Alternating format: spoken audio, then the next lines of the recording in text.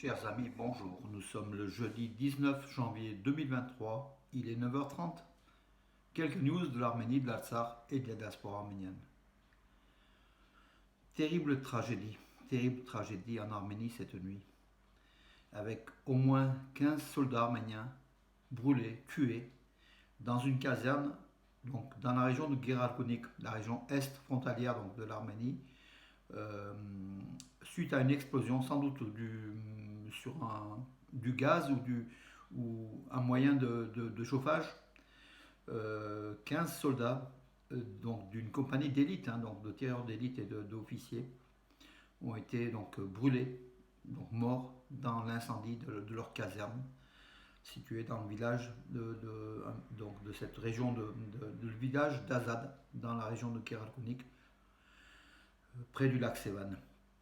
Donc terrible bilan de cet incendie qui fait donc 15 soldats tués. L'Arménie est en deuil ce matin, bien sûr. Il y a encore 3 soldats dont l'état de 2 de ces 3 est préoccupant, qui sont hospitalisés. Voilà, donc 15 victimes déjà, c'est énorme pour l'armée arménienne qui n'avait pas besoin de ça, mais bon, c'est par négligence, c'est aussi une faute qu'il ne faut pas mettre sur l'ennemi. Voilà, c'est aussi les ordres n'ont pas été respectés de l'armée. Ce matin, Nicole Pachinian, à la séance gouvernementale, après une minute de silence, a fait part de cela et qu'il y a des sanctions. Il y avait tout un process qui avait été mis en place pour la sécurité, notamment au niveau du chauffage dans les casernes. Ça n'a pas été respecté. Voilà, donc 15 soldats morts et surtout des soldats d'élite, tireurs d'élite. Donc c'est très dramatique pour l'Arménie, un moment clé de son histoire. Voilà mes amis. L'information, la bonne information quand même malgré tout, hier, le Parlement européen a condamné et a demandé, a exigé l'ouverture immédiate du corridor de Latchine, a condamné l'Azerbaïdjan et exigé l'ouverture immédiate du corridor de Latchine. C'est le Parlement européen, c'est pas n'importe quoi, donc par un vote, voilà. Ce Parlement européen a demandé aussi à l'Azerbaïdjan de retirer tous ces soldats qui sont sur le territoire souverain de l'Arménie, du côté est, donc voilà, entre le Geralkunik, le Vayotsol et le Syunik, cette partie de l'Arménie, donc avec les frontières de l'Arménie, donc l'Azerbaïdjan doit retirer ces soldats, c'est l'Union européenne, voilà, donc c'est un succès colossal, important, d'ailleurs le Premier ministre arménien l'a signalé, c'est très important qu'aujourd'hui l'Union européenne condamne l'Azerbaïdjan, condamne à ouvrir le corridor de Latchine et à retirer ses forces aussi, donc parallèlement, qui sont en Arménie depuis mai 2021, qui sont autour de Sevlij et qui sont dans plusieurs régions d'Arménie, dont aussi à Tchermouk, voilà aussi. Donc voilà donc la bonne information. Donc hier, pourtant Lavrov prédit que Bakou va bientôt mettre fin au blocus. Donc les négociations avancent donc voilà, et on verra sous peu le résultat sans doute.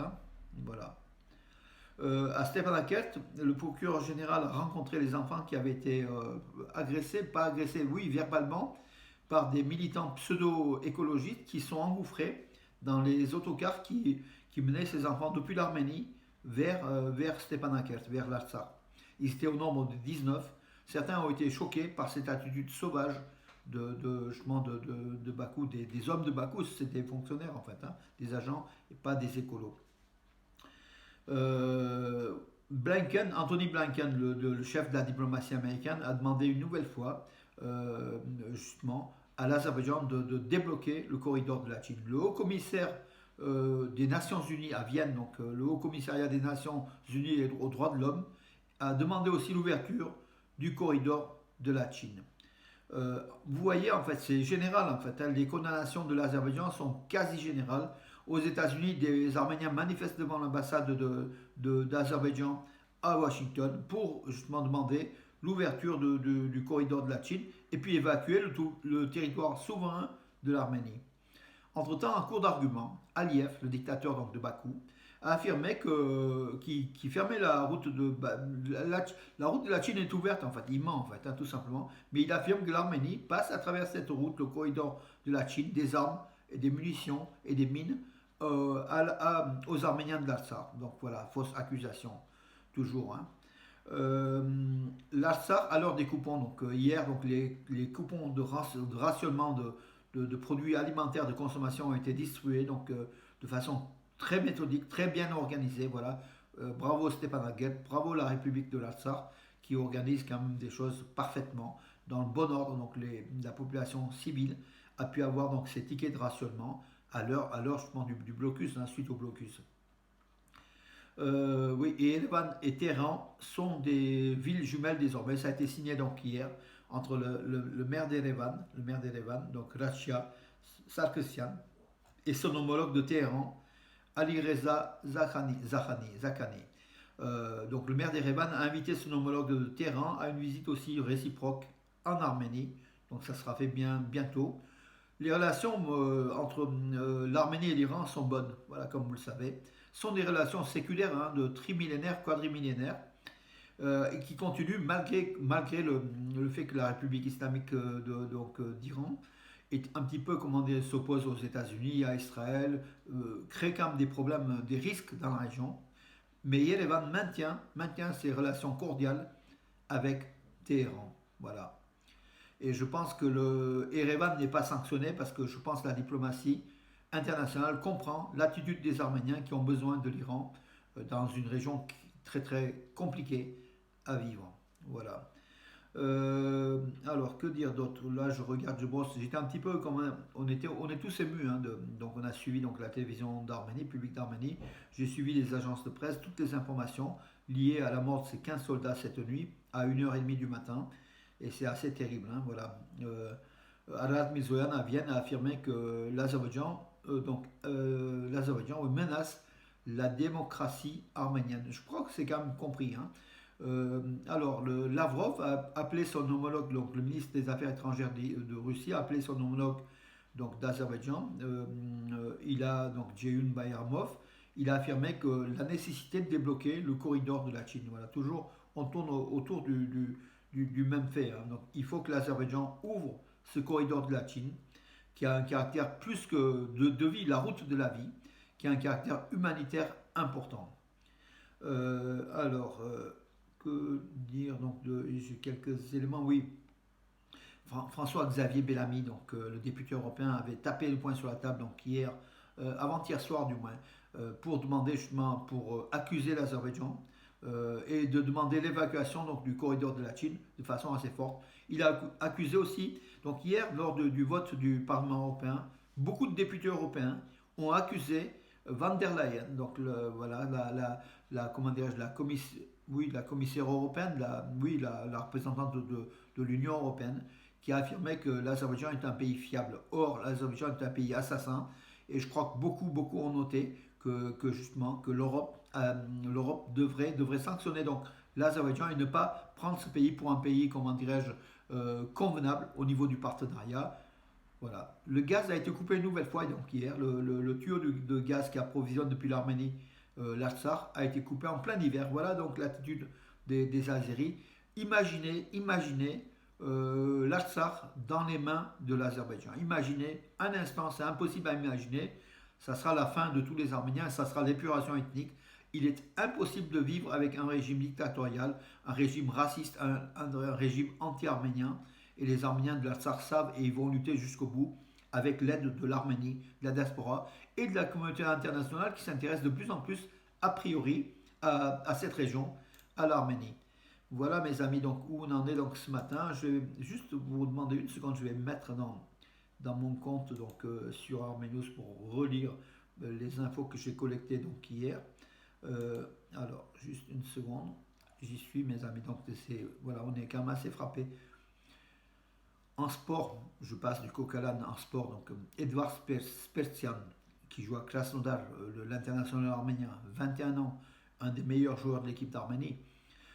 Il est sollicité par PSV Eindhoven et puis peut-être par le Real de Madrid. On a parlé aussi de Marseille et de Monaco il y a quelques mois, mais a priori on n'en parle plus. On parle aujourd'hui du PSV Eindhoven et du Real de Madrid. Par contre, Zakharian, donc le Dynamo de Moscou, donc l'arméno-russe, n'ira pas à Chelsea au moins cette saison, donc lors du mercato donc d'hiver.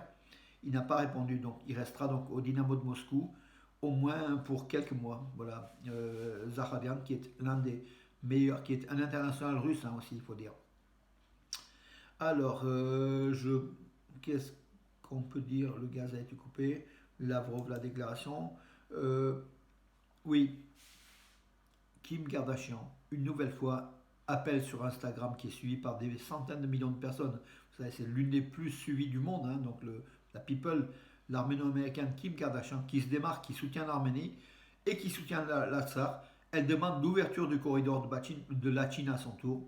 Elle fait aussi parler donc, par vidéo, donc sur Instagram, des enfants arméniens bloqués en Arménie qui ne peuvent pas rejoindre leurs parents en Artsakh. Voilà aussi donc l'aide, enfin l'engagement de Kim Kardashian. Nous attendons d'autres personnalités en France qui puissent s'engager derrière l'Arménie, on ne les entend pas trop. Hein. Voilà. Puis je vais terminer par la bonne nouvelle aussi, toujours en sport. Hier soir, donc ça se passait à Riyad, en Arabie Saoudite, en Supercoupe d'Italie. L'Inter de Milan avec Henrik Mkhitaryan qui a joué toute la rencontre, l'international arménien a joué toute la rencontre. L'Inter de Milan a gagné la Supercoupe d'Italie face à l'AC Milan. Voilà, donc 3-0, 3-0.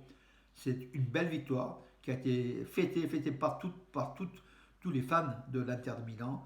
Henrik Mkhitaryan qui tient cette Supercoupe d'Italie dans les mains. Alors, Henrik Mkhitaryan a, depuis dans sa carrière, l'ex-international arménien, a participé à la 5e Supercoupe de son palmarès, hein, de son histoire. Bravo au meilleur footballeur arménien de tous les temps, d'après moi. Certains ne sont pas d'accord avec moi, mais bon, je pense que c'est quand même le meilleur, le plus connu en tout cas, de tous les footballeurs arméniens de tous les temps, depuis de l'histoire, hein, tout simplement. Il a marqué l'histoire du football arménien et il a aussi laissé son empreinte. Il laisse son empreinte parce qu'il est toujours en carrière à 33 ans. Il laisse son empreinte dans le football international aussi, ici en Italie. Voilà. Il nous a fait plaisir, Henrik Mkhitaryan, qui lui s'est démarqué pour l'ouverture du corridor de la Chine, pour l'Arménie, pour l'Artsakh. Bravo Eno. Voilà donc une personnalité attachante qui, au-delà du football, essaye aussi de faire du bien aux personnes, aux enfants, ambassadeur de l'UNICEF, aux Arméniens, donc son peuple, qu'il essaye de faire connaître en Italie par des vidéos, donc, dans le monde. Voilà mes amis pour aujourd'hui. Donc, voilà, donc nous restons avec ce drame des 15 soldats arméniens, dont certains tireurs d'élite brûlés vifs, enfin morts dans leur sommeil, sans doute à 1h30 ce matin, dans l'incendie d'une caserne suite à un problème de chauffage. Voilà. Mes amis, je vous donne rendez-vous à demain. Bonne journée.